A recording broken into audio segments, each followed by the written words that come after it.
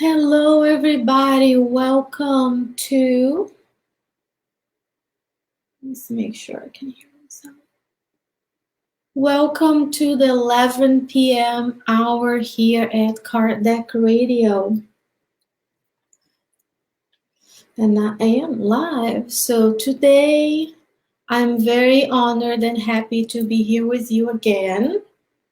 Okay, my name, for the ones who haven't met me before, is Shane Martin. I'm broadcasting from Richmond, Virginia here. I am a member of the Spirit Society of Richmond and also of the Spirit Society of Virginia. And I have been honored to be invited to be in this journey with you today and joining forces with Vanessa and other friends to bring to you this beautiful works by Andrea Luiz. So today we're going to continue on our journey to learn about our multi-millenary pilgrimage through the different kingdoms of nature, since we were created as spiritual principles, and today in the human kingdom as fully aware consciousness. So far we are at the end of part 1. Today we're going to see chapter 20, which is the spiritual body and religions. And this chapter is divided in 8 different parts. Let me show this to you. Make sure I can show here. And it's responsibility and consciousness, religious activity, and conscience actually. The revitalizing craft, the 10 commandments, Moses' missions, the Egyptian religion, Jesus and religion, and the revival of Christianity. And it's my pleasure to start this chapter talking about responsibility and conscience. So Andrea Luiz tells us that as responsibility dawned on the spirit, human beings became illuminated. The spark of reason turned into a divine flame. I'm sure it's broadcasting. So he continues. So let's talk a little bit about responsibility and conscience. He says, human intelligence grasped the grandeur of the universe and understood its own humbleness, recognizing within itself the indisputable idea of God. In its awakening of this human intelligence, it perceived that beyond the everyday processes of nutrition, reproduction, wakefulness, and sleep, inescapable inner stimuli were at work at its core, shaping the character and moral sense in which nutrition expands according to the acquisitions of knowledge, and in which affectivity becomes love that has the capacity for sacrifice up to the point of complete self-abnegation. So friends, the first comment we have here about this topic with Andrea Luiz is, are we able to each and every day understand that there is more than the everyday processes? So he's saying, the moment human beings recognized that there was God and understood its own humbleness, so our smallness in face of the grandeur of the creation, we start perceiving that there was more than just eating, reproduction, being awake, being to sleep. There was something inside of ourselves, our inner stimuli at work, shaping our character and moral sense. How are we then, friends? First, food for thought. Working on shaping their character and moral sense, and also transforming affectivity in love to the point that we're able to self-abnegate in favor of others. Then Andrea Luiz continues here. He says, I'm not sure I know what I'm doing here. No. All right, he says, up to the remote area of the Paleolithic, divine intelligence have intervened in the building of human's intelligence physical vessel, endowing it with valuable resources for the vast future ahead. by enveloping the human intelligence in the light of responsibility, they confer, the divine intelligences, on us, the duty to conserve and preserve the patrimonies it had received. They also infused in it the wealth of continuous thought, bestowing on it the obligation to attend to perfecting its spiritual body. Okay, so let's talk a little bit about it. So friends, again and again, we are so blessed to know of this because André Luiz is bringing to us what? The divine intelligence have intervened with us. So we are never alone. Whatever you and I today are going through, be sure that not only there are evolved spirits all around you, ready and able to help, but you also matter.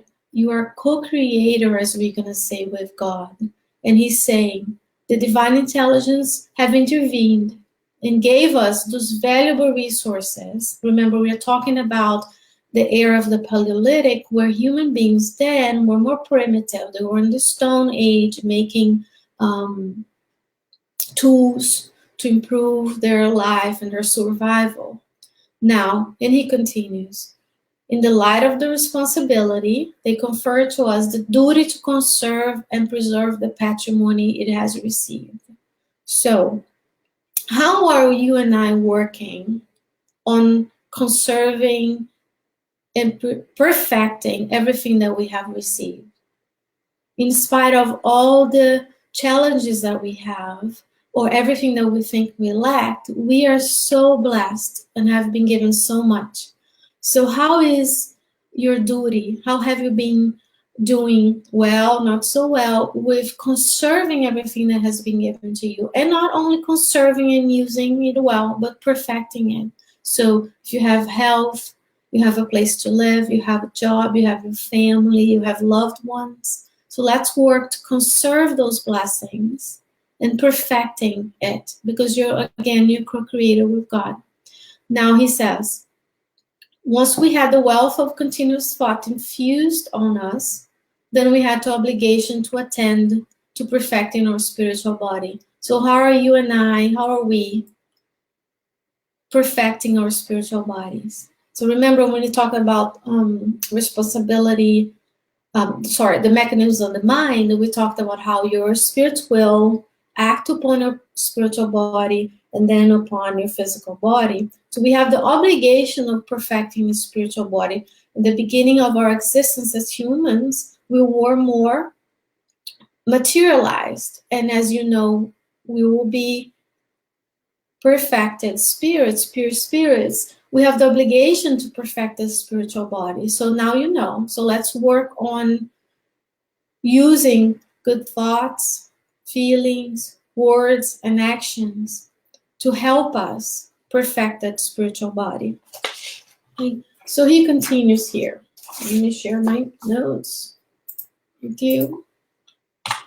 And he says, with the principle of justice established and the flourishing of continuous thought, human beings began to inwardly examine the effects of their acts, so as to consciously evolve towards their destination as children of God, heirs to and collaborators in his divine work.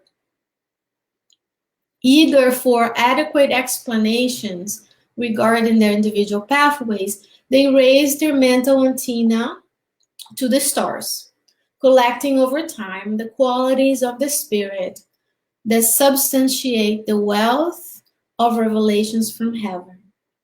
It was also necessary for them, us, to purify our subtle vehicle or our perispirit in its inner essence to ensure its anemic transformation to rapid in luminosity and beauty, and to purify its principles, so that beyond the narrow human plane, we could depict the glory of the higher realms.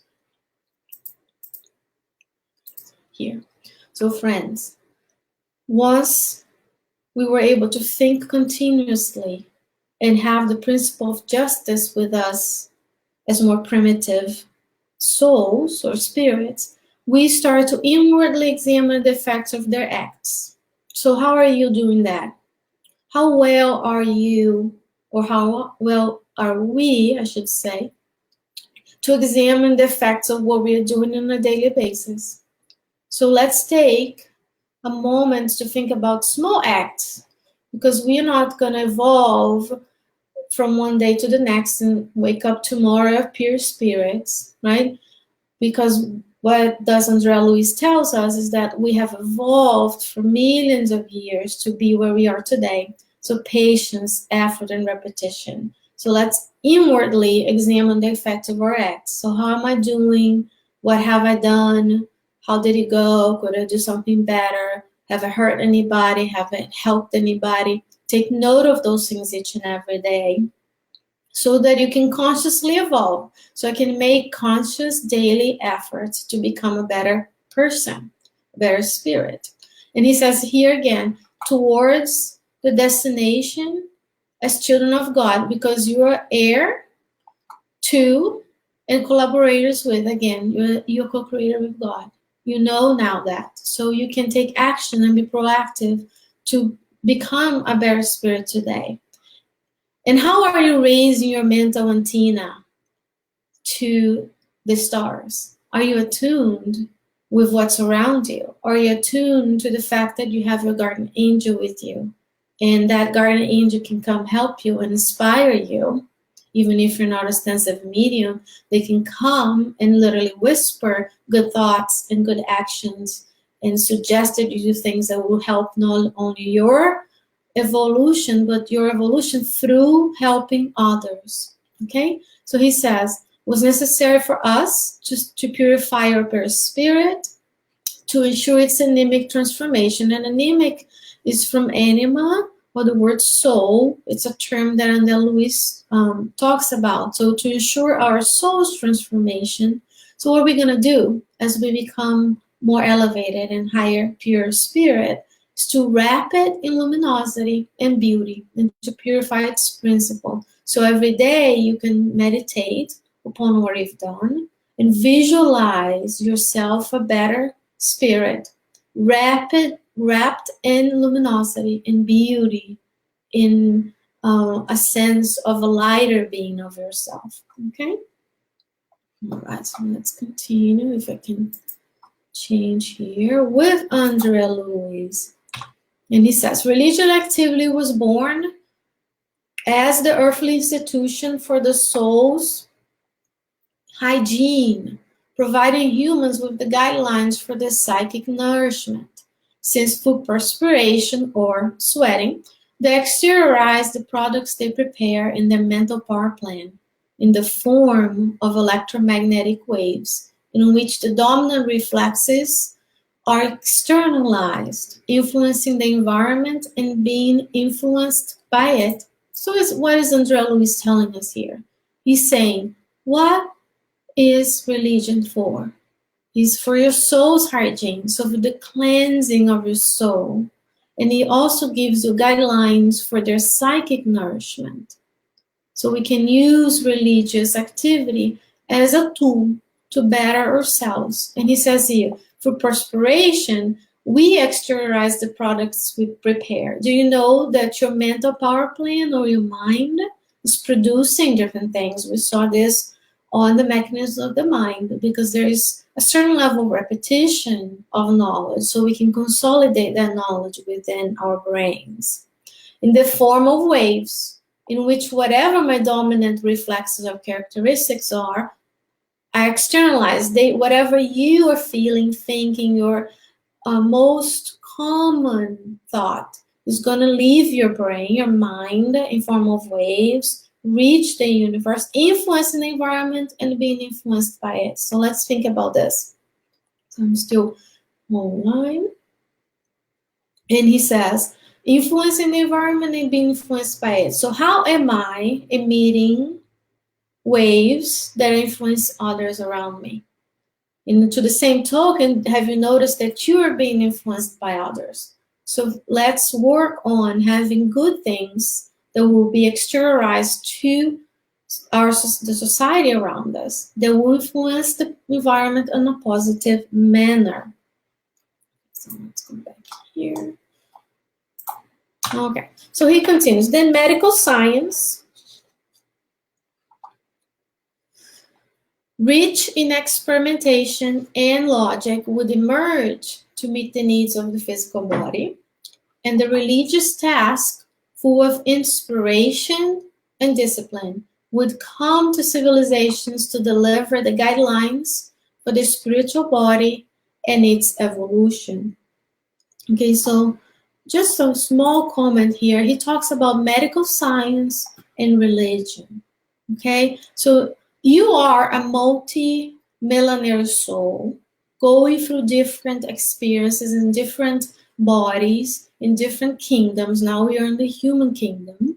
So today you have a multi-dimensional, you are a multi-dimensional being. That's what I mean. You have a physical body that is composed of cells, tissues, organs, and systems. You are also an incarnate spirit, so you are a soul.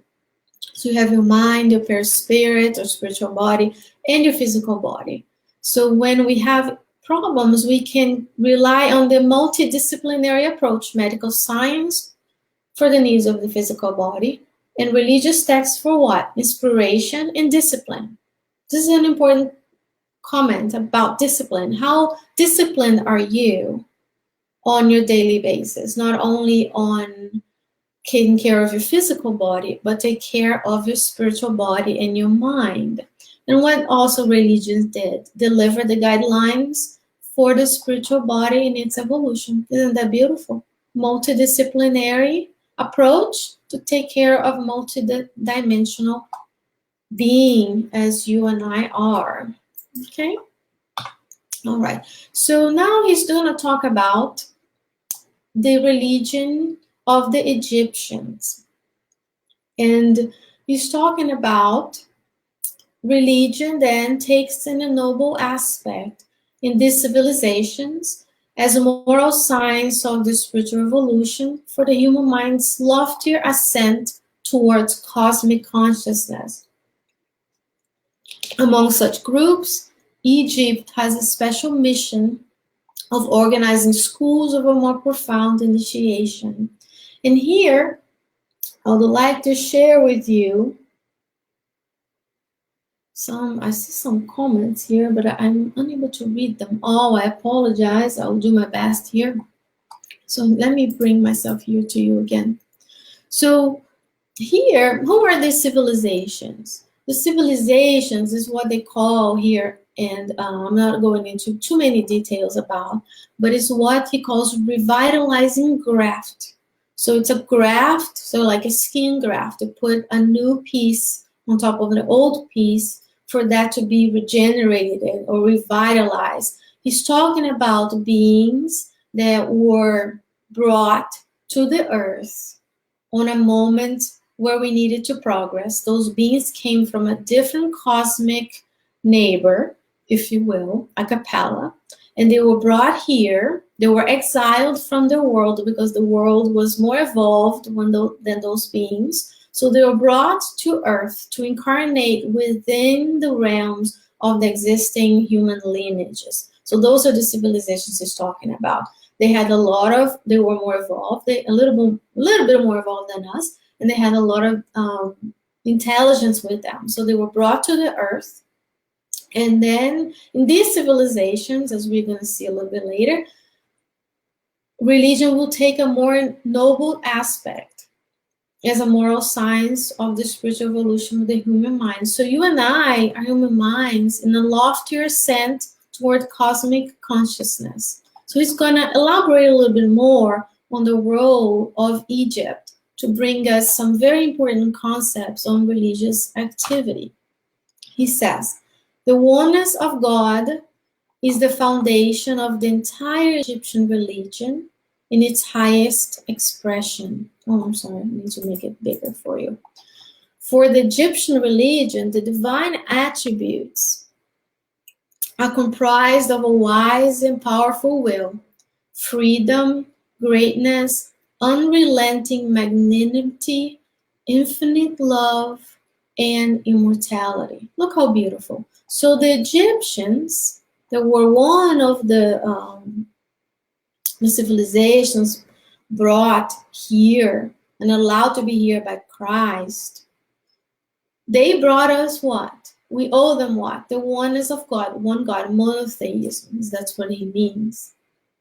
Okay, and within this religion, what do we get? We get Moses. We get Moses' mission, the prophet. He says the Theban priests is a kind of priest within the Egyptian society, knew all about the existence of the spiritual body, which can exteriorize itself from each individual for constructive or criminal actions. They cultivated advanced mediumship, conducted complex applications of magnetism, outlined disciplines for the inner life, and of course, communicated with discarnates, okay? Rendering them, the discarnates, with special reverence. I'm sorry. Let me put my face here so I can make a comment.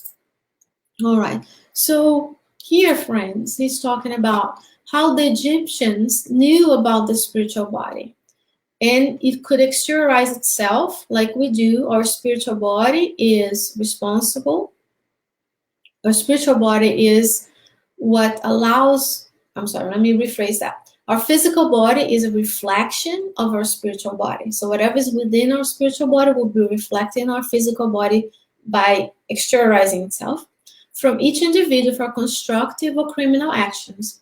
So what about us? Are we exteriorizing our potential to constructive actions with God, or lower level vibration, what he calls here criminal actions? And what did the Egyptians do? Advanced mediumship. So they're already more advanced in their exchange between the two realms.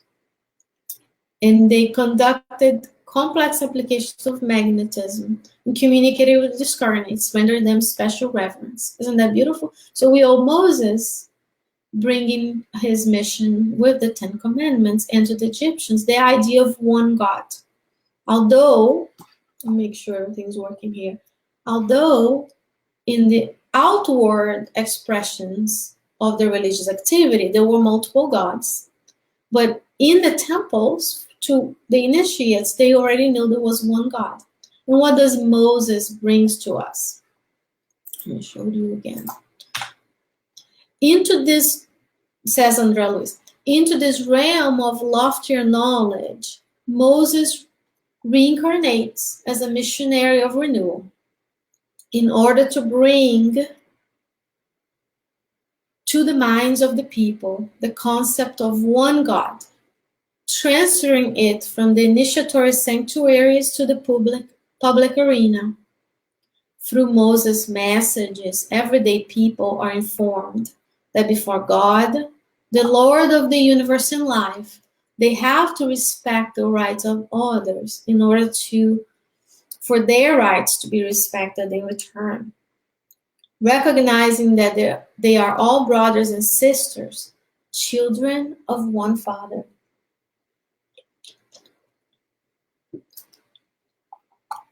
All right, let me bring myself back here. All right, friends. So what is this telling us? So let's recap. Human beings gain the ability of continuous thought and responsibility. What came with that? They started to inwardly evaluate their acts and open their antennas to the stars. And remember, we had at this point fragmentary mediumship in a way. We had a relationship with this current world that is, it wasn't as advanced as André Luiz is showing to us with the Egyptians. And here Moses brings to us, like I said, the initiates knew of one God. However, outwardly, they had multiple gods. So Moses brings to us, to the minds of the people, who are the people, you and I, the everyday people. And through him, as a missionary, people learn to respect the rights of others. Okay, no, other than just knowing all about this and reading all these words to you, let's think about how good am I in respecting. I have notes here just so I can make sure I tell you everything that I would like to tell you. How good am I? Let's think about this together. In respecting the rights of others. Because at the same time that you have the right to be who you are, to think and do what you do, others do. Are we good at it? Are we good at respecting those that we don't agree with? Or are we good at respecting the rights of those around us? Okay, so we are all brothers and sisters, children of one Father. And even when I bring to you Moses' mission within the Egyptian civilization, as you will notice on, if you read the book, Andrea Luiz brings to us that the spirits that were incarnated in the Egyptian civilization came from a different planet. So we're all children of one Father. They were allowed to carry on their mission and evolve here. They came to help us. In turn, they helped themselves. And you and I today are living on the earth. Perhaps in another life, we were living somewhere else.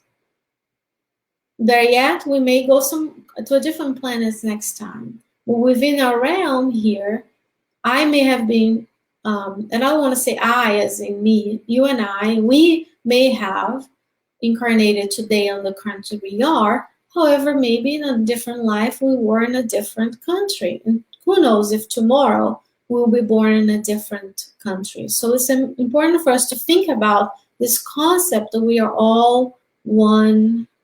We have one Father. We're children. We are brothers and sisters in the same boat of evolution together.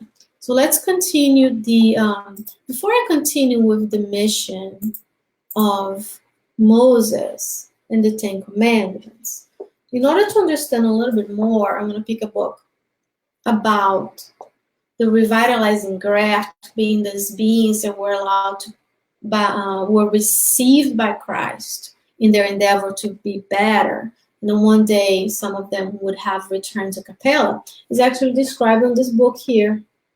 Oh, let me move again so I'm better so you can see the book. On the Way to the Light. Okay, by Emmanuel. And this book was published in 1939. Chapter 3 explains exactly what I was talking about how the Egyptians and other, we're going to see a little bit more, there are other civilizations that derive from those hardened spirits in a cappella who came here to the earth. So again, once more, we are adding, it's a cumulative knowledge. Everything that we've seen so far adds up. And then, so it's always good for us to read and reread, have patience, repeat, effort and repetition. So the more we read, the more we understand, the more we evolve in an intelligent sense and also in a moral sense. I'm going to go back to Moses. Moses is more important. Okay? So he says, consequently, religion begins to act directly on perfecting of the spiritual body for the greater life, which is the spiritual life, educating human habits and purifying them in the cauldron of the centuries in preparation for the coming of Christ.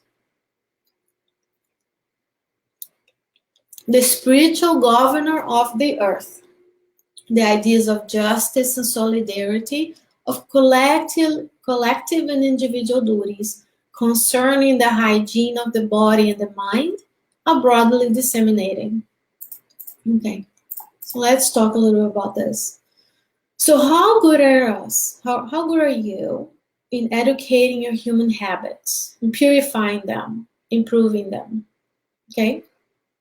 He's talking about that it took centuries and millennia for the earth to be prepared for Christ to come. And Christ is the spiritual governor of the earth, who is loving and kind. We're going to see in a little bit what he has done for us. Also, he says there are collectively and individual duties concerning the hygiene of the body and the mind. So not only we have to keep our physical body and spiritual body in good shape, but also your mind. So how good are you with the hygiene of both of your physical body, spiritual body, and your mind? Because if there's a collective and individual duty of taking care of these matters, when I don't take care of the hygiene of my body and of my mind, I might be influencing positive or negatively the environment around me. In this case, if I don't do a good job, negatively influencing. If I do a good job, positively influencing. Because we think about the hygiene of the body and habits. You wake up, you brush your teeth, you wash your face, you take a shower every day. So those are things that we do on a daily basis to take care of our body. We eat well, we exercise, we don't use alcohol or drugs or anything that will harm us. We don't do any excesses of any kind. So to be taking care of our physical body. Now, how good are you in the hygiene of your mind? Meaning, what are the most common thoughts that you have on a daily basis? Are they good? Not so good? Not so elevated? How can you do that hygiene of the mind? One suggestion would be buy a manual, okay, in the book Thought and Life that has been published in the same year as this book in 1958. So I'm going to read to you. It's on chapter 10.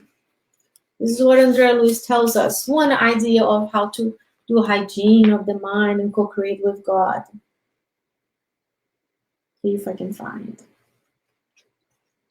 I may have not made a good job on top. Here it's on 10. He says,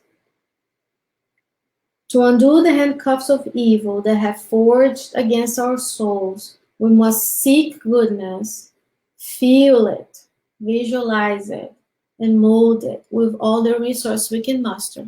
So in every time you have a feeling or thought that is not so good, like Joanna de Angelis says, try to replace it with a good thought. So seeking the good in yourself and in others, visualizing it, look around and always try to find something good. I'm going to purify, educate your mind to have loftier thoughts towards your loftier ascension towards the Creator. Okay? Let's see what Andrea Luiz now has to say about the 10 Commandments. He says, the 10 Commandments, received mediumistically by the prophet, still shine today as foundation of light in the edification of rights within the social order. The word from the highest realm, inscribed in the law of cause and effects for human beings, solemnly warn them to do. So what do the 10 Commandments warn us to do? He says, devote the highest love to the Father of eternal goodness and acknowledge your divine origin in him. Caution yourselves against the errors of anthropomorphism, which is humanizing, making everything be human type or form, because basing the absolute divine attributes on limited attributes of human beings is to fall into perilous traps of vanity and pride. Abstain from restricting the divine judgment within the confines of your own judgments. Remember the need for meditation for your own good and the good of those with you in the realm of your earthly endeavor, so that you may effectively assimilate the values of that experience. There's more. He says, you'll be held accountable for the lives that you deliberately take. Avoid obscuring or disturbing the sentiments of others, since criminal calculations emit waves of disoriented energies that will come back to you. Avoid undue appropriation in order not to increase your debts. Keep your lips from any harmful words. Keep your lips from any harmful words. so that they do not become a stumbling block for you someday. Guard yourselves against envy and spite, rebelliousness and jealousy. Learn to acquire joy and serenity through your own efforts, for your thoughts go before you to form today the road of tomorrow.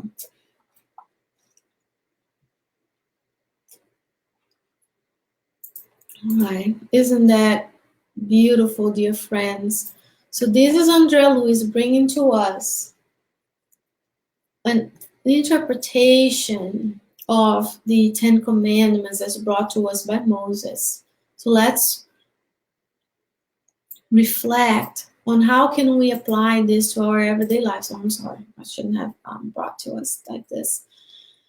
Isn't that beautiful? So now I'd like to bring to you Jesus and religion. So this is the part that Andrea Luiz brings to us, the role of Jesus. So let's see if we can think about Jesus and how he is within the planet and our daily lives. Always brings it to our everyday lives. He says, with Jesus, however, religion as an educational system reached unimaginable heights. No temples of stone, no rituals, no ephemeral hierarchies, no expansion of human power. He speaks to the humble of heart, those bent down by suffering, and lifts their trembling heads to heaven. He approached those who do not know the sublimity of their own destinies, and whispers the truth to them, cast in love, so that the sunshine of hope be reborn in them. Right. Isn't that beautiful, friends? I'm trying to change it. So with him, there was no temples of stones. Before, people were worshipping in the temples, worshipping figures. There were no rituals. So how good are we? Are we keeping up with Jesus' actions of not having rituals? Meaning, for example, let's bring it back to us. Do I always need to pray when I have a white shirt with a bottle of water of this kind or the other when I am on my knees? Or do I just accept myself as I am and know that I can pray for Jesus anywhere? In a stone temple or at home with my family? Or when I have a trouble and I want to receive some inspiration? He says, you know, ephemeral hierarchies. Am I attached to the place that I have today in the world? There's no expansion of human power. He speaks to the humble of the heart. Who are the humble of heart? Hopefully us, those bent down by suffering. And he approached those who do not know the sublimity of their own destinies. So do you believe and know about the sublimity of your own destiny? Because what's your destiny? Your destiny is to be a pure spirit. And as a pure spirit, not only you have intellectual, but you also, most importantly, have moral elevation. So effort and repetition, the more we know of this, because one day we're going to have to know in order to be a pure spirit. So today you know that he came and approached us, and we didn't even know what our potential was. And yet he whispered the truth to us, to cast us, to envelop us with love, so the sunshine of hope can be reborn in us. So feel the presence of the spiritual governor of the planet with you each and every day, because he allowed us to be together today to fulfill his mission, to spread this good news to us. So it is very important for us to have the responsibility of lighting that light, not putting it under the table or under a bushel. So if you know, spread the word. The most important, apply it, because once you apply in service of others, it allows you to evolve faster. Okay, so let's continue here with the words of Andrea Luiz about the role of Jesus. He says, he welcomes the disinherited and tells them about infinite providence, Around his humility hidden glory, he gathers who? Suffering mothers and abandoned children, the elderly and the sick, the weary and the downhearted, the poor and the oppressed, and delivers the heavenly beatitudes to them. So, as the spiritual governor of the planet, I'll leave Jesus with you here. He didn't come inside a temple of stone to be one of the high priests at the time. What did he do? He left his humble home each and every day to help those who were in need of help. As his children and his pupils in this lifetime, let us think about ways in our humbleness, in face of Jesus' message of how can I help those who are around me. Not that we are going to save the world alone tomorrow, but today I have been given the opportunity with the people around me to do the good for them. And you came in a specific family constellation, in a specific family structure, in a specific place on the earth, work structure, where you have all the tools that you need to believe in yourself, that you can be a vessel, an instrument of the good, just as Jesus did.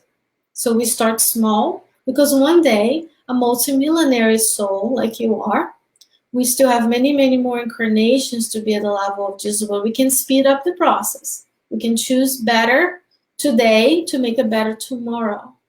So one day when you and I are given planets to form and to take care of, we can think about that as a goal. What is my 100,000-year goal, maybe more like 100 million goal, is to be the spiritual governor of a planet. So today, we help those who are suffering, the weary, the sick. So he came for those. So if someone who doesn't think they need this because they're doing very well, you say, leave them be. Respect them. Remember, respect the rights of others. So they have the rights to be where they are. Okay? What else does Jesus do for us and continues to do for us, of course?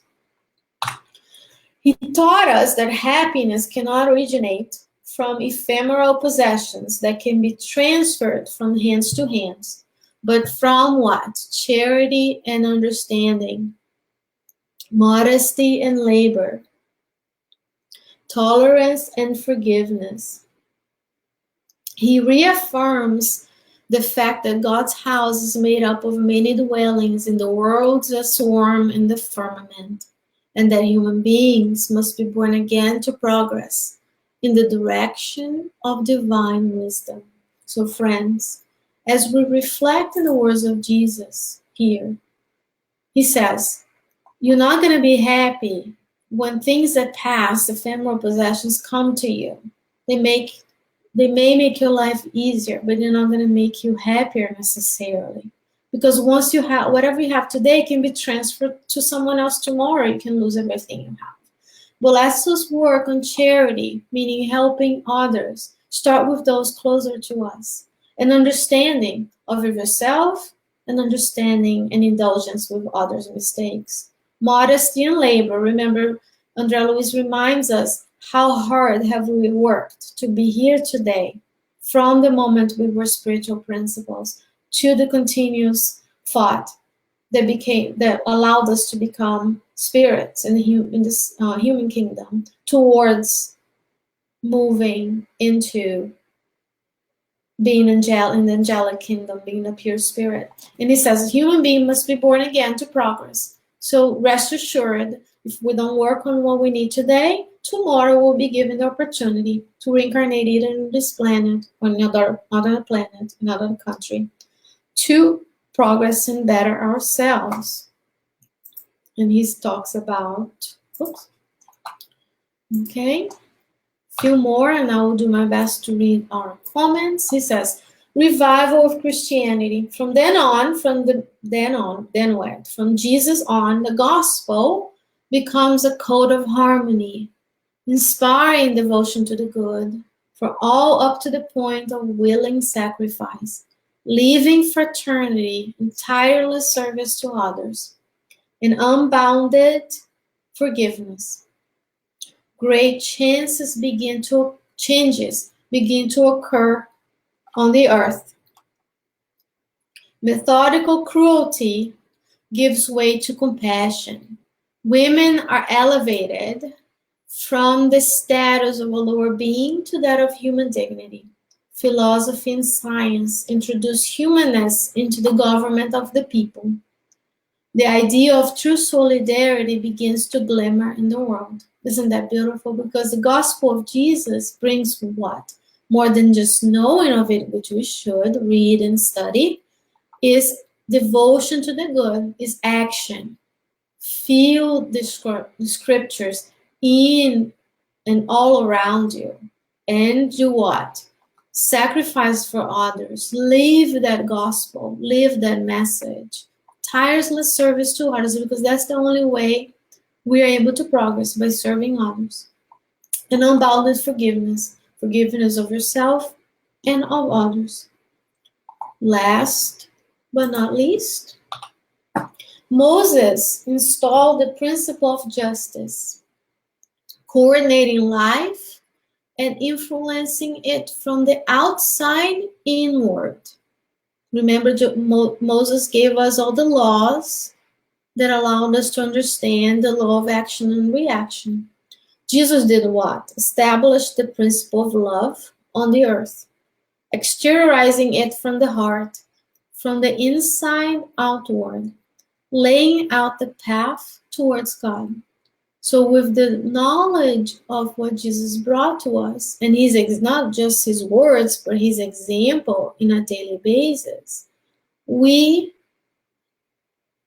love ourselves and others, and we start a renewal from inside out, more than just outward worshiping or outward expressions of religion, but inwardly changing ourselves. Then exteriorizing our potential in terms of helping others, laying out the path towards our ascension, or loftier ascension towards God.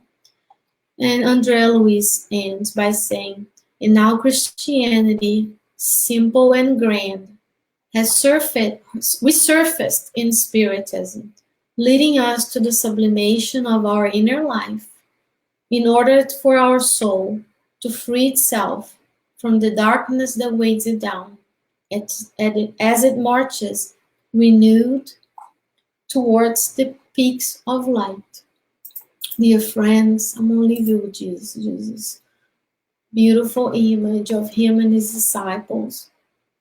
So, as we come to a close in this chapter, let us think about everything that we have experienced so far from our multimillenary pilgrimage.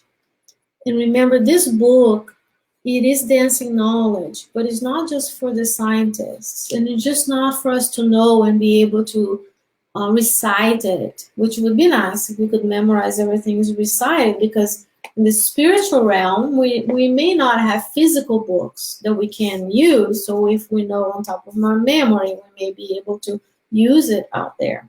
But more than that, he says, this book, as Andrea Luiz on the preface, he says, is for the brothers and sisters who weep and struggle. This could be you and I, someone close to us.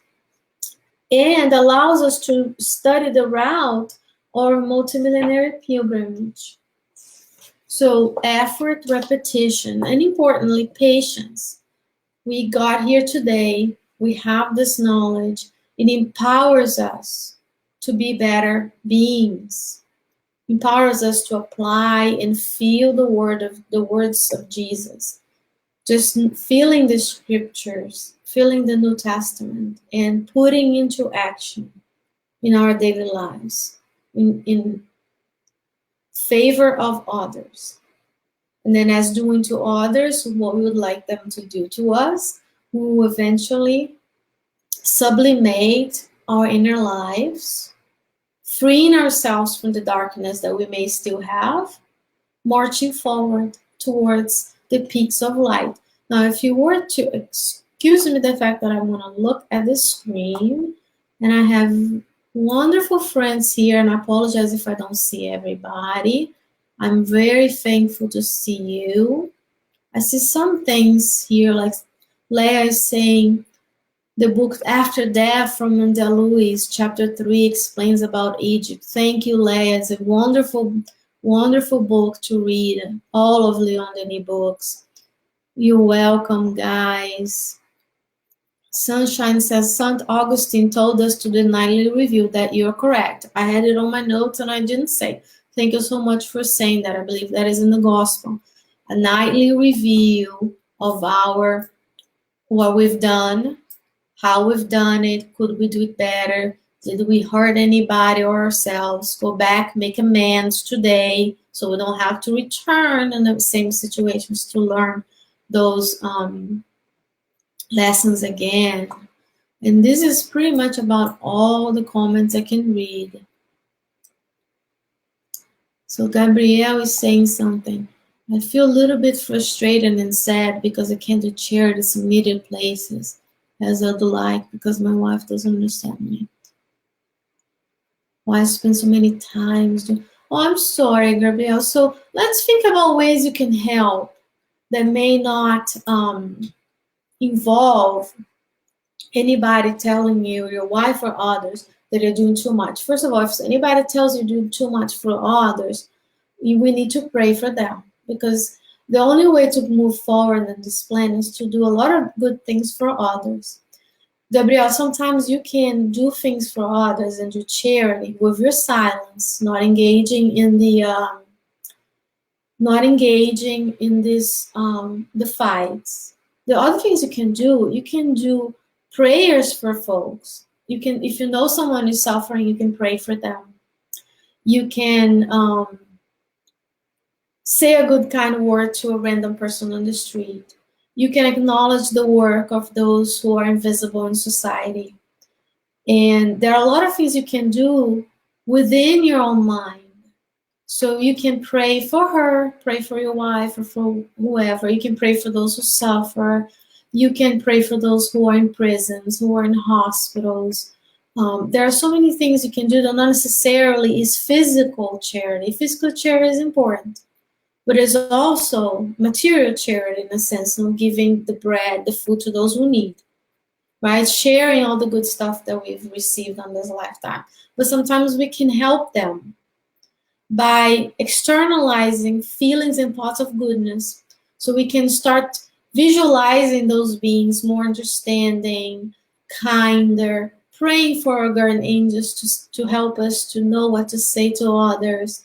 We can help our, if there are any spirits who don't like us, we pray for them so they are not, they are also helped, and then in this sense we help. So there's sometimes we can have conflicts with people, and the charity in this case is actually silence, because we're not engaging on in that exchange may not be very healthy. So today you can pray, because this is what we're gonna, let's pray not only for Gabrielle but for all those who are suffering. That's how I would like to finish. If you allow me, join me on a prayer of gratitude for this. So first, we come back to our physical bodies and our attention, taking a couple of deep breaths to center and calm our physical body through our autonomic nervous system, relaxation breathing, allowing ourselves to feel enveloped by Jesus' love. Dear Lord of light, creator of this universe, we thank you for the opportunity to be together tonight. Allow us to be more permeable to all of the blessings that we have received. Not only receiving the knowledge, but also to the inspirations, to the application of the knowledge in our daily lives. We humbly thank you for everything that we have. We pray for all of those around us, in our family members, in our family circle, our friends, in our work circle, and all around planet Earth. In both realms of life, we would like to ask you that you help each and every one of the souls and spirits who are all around us. May your blessings of love be poured upon each one of them with the presence of their guardian angels, embracing and consoling, dispensing strength, healing, and hope for a better future, for a better today, and a more enlightened tomorrow. We thank you for the opportunity to be able to fulfill these beautiful works with Kardec Radio, nourishing our souls, learning about different tools to help us in this ascension towards you.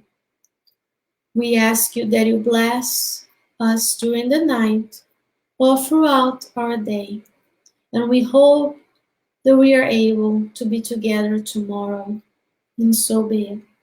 Friends, thank you so very much for being here with me today. If I didn't say your name, feel enveloped by our love, and I will do my best to go back through the comments and answer them because I wasn't able to see them all. And tomorrow we'll be together starting part 2, chapter 1, talking about nourishment of the discarnate. I hope that you have a wonderful night if you're going to sleep, or a very productive and enlightened day if you're starting your day. Thank you for being with me. Goodbye.